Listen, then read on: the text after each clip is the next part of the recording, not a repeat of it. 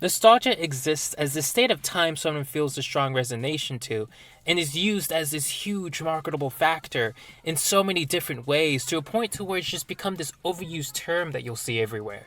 I mean, from music to movies to games, which is what we will be taking a look at today, they all have this huge obsession with trying to capture the magic of the past. And a part of this comes from the fact that people get inspiration while creating new art from the ones they've taken in from when they were younger. It seems like certain eras of the past have made huge resurgences in all different groups of people who either just vibe with the aesthetic or genuinely have a fond over that era.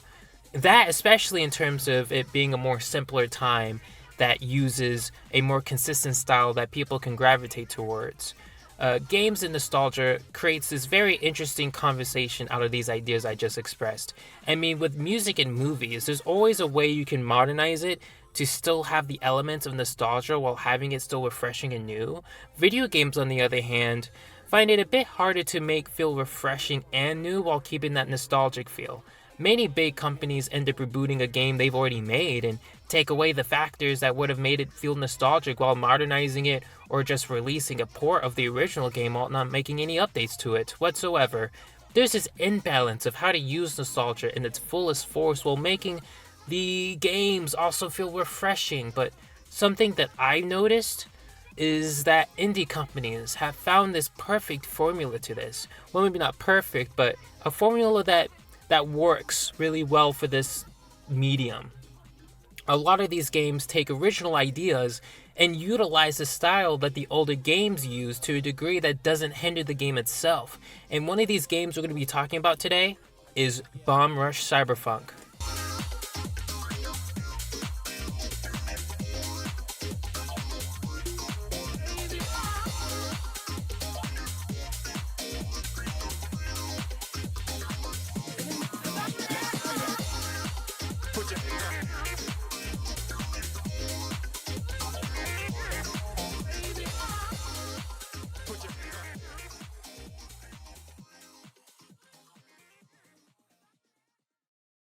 Now, why did I decide to talk about this game instead of something like Shovel Knight, Undertale, Cuphead, Stardew Valley, that one game mode in Ghost of Tsushima, Crypt the Necrodancer, and many others?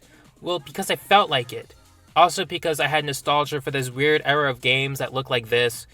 Now, I never really got to play many games in this realm or era because I'm not old, but I did get my hands on Jet Set Radio and Crazy Taxi when I was a kid and absolutely fell in love with these games.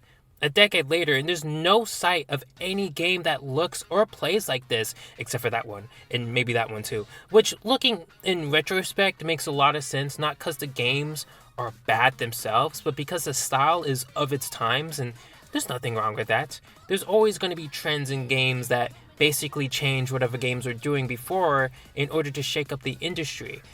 There's also going to be games that take from that style in a way that makes it its own thing, as I previously described with other games. Rush Cyberfunk, on the other hand, does something completely different and instead completely revels in the fact that it's inspired off of Jet Set Radio. Some could say it's like the same game. I won't say that because it's been a while since I played Jet Set Radio, so I would not know that. Rush Cyberfunk was developed by Team Reptile, who also made Lethal League, which utilizes a similar art style. The game itself was announced in an indie showcase that Nintendo held on August 11, 2021, where they shared their 2022 release date. It's 2023 now, and the game came out like a month ago at this point. I've played it for quite a bit, and I've really enjoyed my experience with it. And before I get into that, I need to explain how this game utilizes that nostalgia factor I've been talking about in a way that I can truly appreciate. Jet Set Radio came out in 2000, and it has one sequel that came out in 2002, which ended up being an Xbox exclusive. Enough said! We need another game like this because I want it, and I want it now. I don't care how derivative you think it is. Look at it! It looks cool! It feels refreshing. A lot of that is because it takes a piece of nostalgia that hasn't been milked all the way yet. Also because the way it takes the inspiration from the original game, while it doesn't modernize it in a way that takes away that nostalgia factor. Because if you really think about it, let's be honest here, if you take away anything from a game like Jet Set Radio, you just get Skate 3. And same thing with Crazy Taxi, you take anything away from that game and you just get GTA. Which, once again, both games are would be nostalgic, but not for the same reasons. The polygonal shapes of the characters add to this atmosphere of old games from the 2000s in a way that adds to the character designs, which are so Y2K. Are you telling me this style would work in a modern era of game graphics? You are out of your mind. The music is truly incredible. My god. You telling me they got Hideki Naganuma on this shit? It's game of the year. It's already game of the year. I'm sorry. It just is. It just is. The music is genuinely fun, as it's original music that takes inspiration from the Jet Set Radio soundtrack while also spinning it in their own ways. I mean, for God's sake, there's a future funk track in this game. I mean, that's everything I've ever asked for in life. A skateboard game in the style of Jet Set Radio that also has a future funk track in it. There's only one thing missing, and that's the ability to play as a furry. But I'll just pretend that this guy's a protogen and just move on. The gameplay is very smooth, with the exception of the combat being the weakest part of this game, and the graffiti sections, which make up for it with the inclusion of you being able to choose from a multitude of a bunch of cool ass designs. One thing that adds a lot of value to this game is the addition of this jetpack that you can use to boost, which is very useful in tons of situations. Hopefully Jet Set Radio didn't have this feature, because it would be very awkward with what I'm about to say next, but if not, this inclusion by itself makes the existence of this game completely valid by the fact that you can fucking fly in this game. You can play up to 3 characters with a bunch of bonus ones. You continue playing with all of them.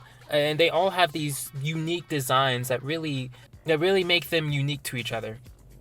I especially love how they made our main character have a robot voice, because that's just fun. I love little things like this. It makes the game more interesting in terms of how it's using this nostalgic factor. There are different locations that have different factions that all have these funky styles to them, and that really add to, once again, the nostalgia factor in terms of, the game having self-awareness to how ridiculous these concepts are already. My favorite faction being the old heads, because they really add to the visual humor throughout this very ridiculous game. These areas also have their own music styles that continue on making a traversal as dynamic as possible. The areas using different styles of music too, which add to the atmosphere of the environment around you. The plot, it exists. It's a very funny plot. I'll give them that. But it's a lot. It's a lot of fucking plot. The world building is interesting enough to have you engaged with the plot at hand, but it's just a lot, man. I just play the game and you'll see. Honestly though, I didn't hate it.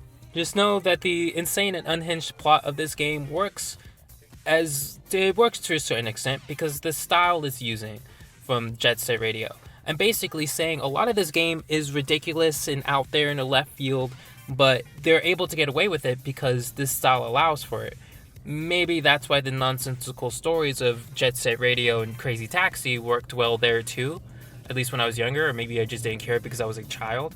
Or maybe because it just doesn't need to make sense, because it's cool to look at it and just experience everything. The amount of confidence these games have is ridiculous, and it makes you really enjoy what you're playing. Now, is the game perfect? No, it's not. I mean, it's literally Jet Set Radio Lite, but I'm honestly okay with that. There's also some issues regarding some of the more simplistic and reductive changes they've made, when you could just tell they couldn't really come up with a new feature.